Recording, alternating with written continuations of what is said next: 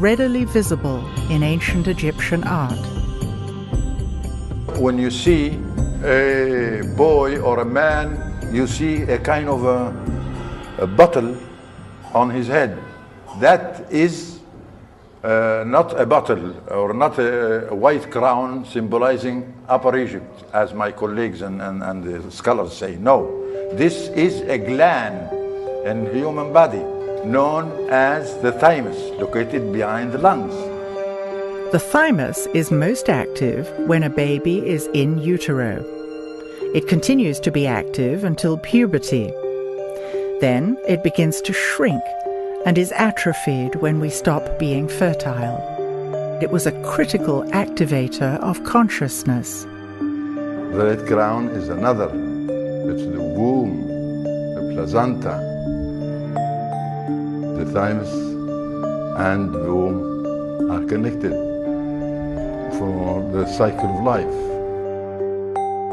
When you see the double crown, the red crown is the womb and the placenta.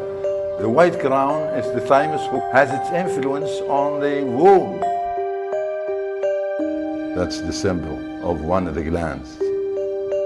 In the early 1900s, alchemist Schwaller de Lubitz presented a work called The Temple of Man. It demonstrated that the architects of the Luxor temple used sacred geometry, which reflected the exact proportions of the human body. As in all Egyptian temples, the most sacred space was located at the back of the temple, the Holy of Holies, which corresponded to the pineal gland. When activated, the pineal gland is said to stimulate the evolution of higher states of consciousness. If the temples were metaphors of the human body, the pineal gland corresponded with the Holy of Holies. At the entrance to the most sacred part of the temple stand tall pillars representing the masculine and the feminine, papyrus and the blue lotus. The papyrus and the lotus reflect the balance between the feminine and the masculine principles and are shown together throughout ancient Egyptian art. The blue lotus is a symbol of life, and this plant, blossom, flower, it grows in the water like water lilies. It's where the ancient Commissions believe that life starts in water and in that lotus form. We have seen there are always multiple layers of meaning embedded in ancient Egyptian symbols. Is there another reason why the blue lotus was so important in Egyptian ceremonies?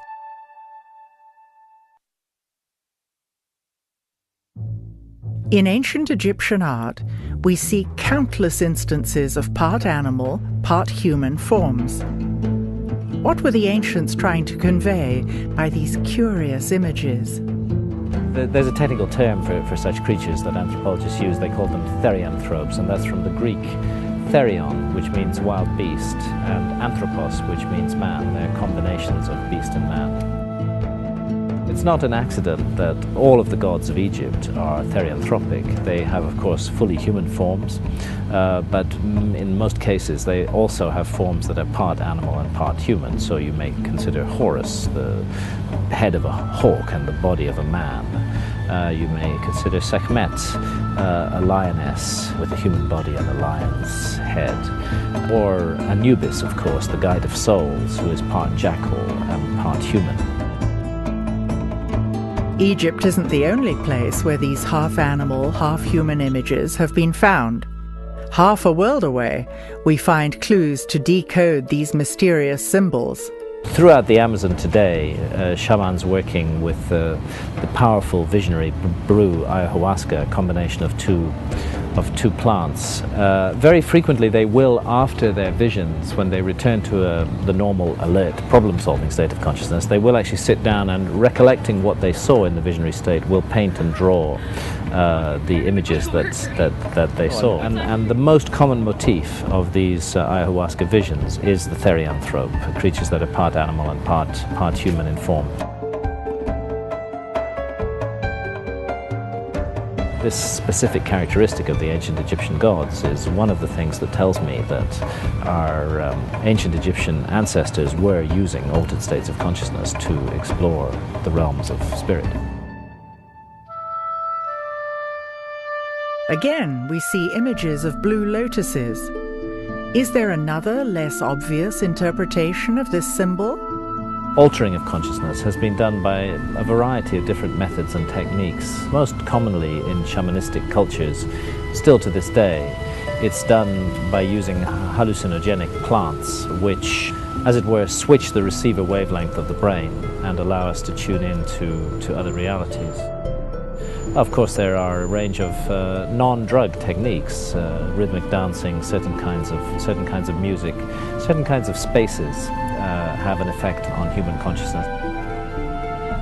But there's a great deal of evidence that they made use of a potion involving the blue lotus and the mandrake root, possibly also the opium poppy as well, to enter a visionary state, and in that visionary state to explore, navigate, and learn about the realm that lies beyond death. And they had very concrete and specific ideas about this, which are expressed in the ancient Egyptian books of the dead, going right back to the pyramid texts. This was not a work of imagination on the part of the priests. This was a work of documentation of their out-of-body exploration of realms that lie beyond the merely physical. Is it possible for us to learn to access other realms today? Can we expand our capacity to perceive?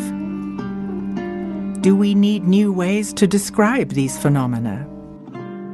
If I come to that and say, I saw you in my dream, you're going to ask me, what did you see?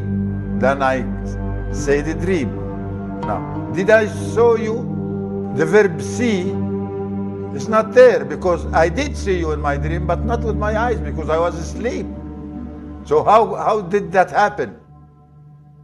It must be a sense put all this vision to me without my eyes. But I still, when I speak, limit vocabularities to say, I saw you in my dream. No, I didn't see you. But there's no other way to say it. Could the ancients have mastered innate human abilities that we have forgotten? You can't tell if that bird on the tree is happy or frightened from a cat. Yeah? You can't tell that the donkey is annoyed or happy by the vibration, the sound. And that's what we want us to notice, the sound. It's not the word you said, it's how being said. You can tell if this vibration, the truth or not truth.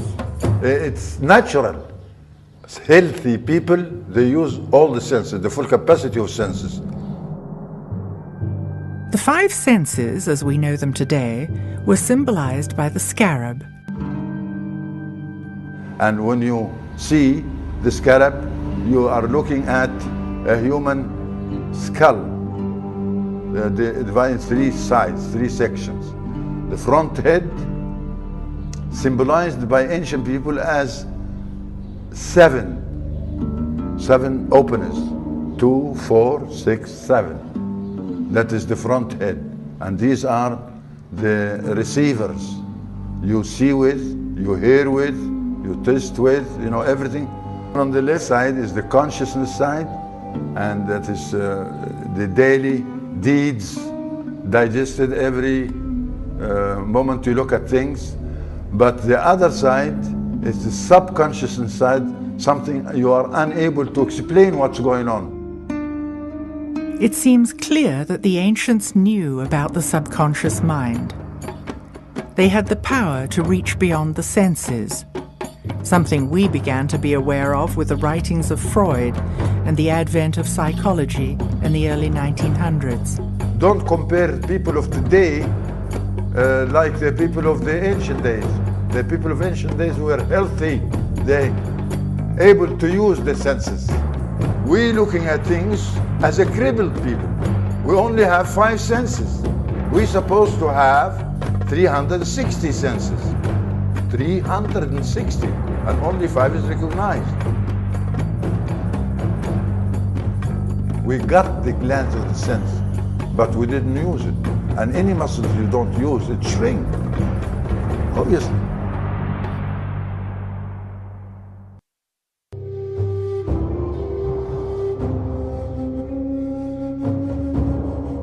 How can we begin to imagine that the ancients had the capacity of 360 senses? Perhaps a metaphor for the full spectrum senses could be a sphere. Is it possible for us to move beyond our 5 senses today? Our 5 familiar senses have been evolved by evolution to connect us to the physical and material realm.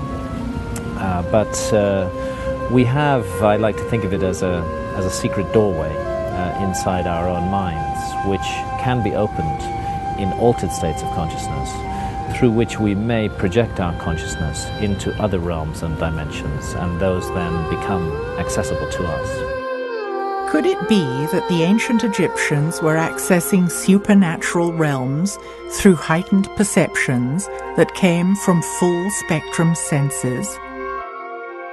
I've come to the conclusion that it's really impossible to understand ancient Egyptian civilization and ancient Egyptian spirituality and religion until you get to grips with the fact that the priests of that religion were deliberately and in a targeted way cultivating altered states of consciousness in order to access the supernatural realm. They know what shamans all over the world still know today, that in the alert problem-solving state of consciousness that is particularly valued by Western industrial society, you are not going to have supernatural or spiritual experiences of any kind. It doesn't mean that the supernatural and spirit realms are not there, because they are. They're all around us all the time. But our senses cannot tune into them. It seems that the ancients must have been tuned into something that allowed them to build sacred structures using monumental architecture. Today, we consider ourselves to be highly educated, yet engineers are at a loss when they try to build even a small pyramid. Has our system of education diverted us from what was common knowledge in ancient times? There were no schools and universities like what we have today. We've been influenced by this system of teaching. Today we think it's a relative life, that no education, they haven't been to school, and how can they build a pyramid? They don't know figures, how can they do this? But we don't know that the senses we have make the impossible possible. The impossible to us, which based on ignorance, make it possible. Because knowing is a very great power, just to know.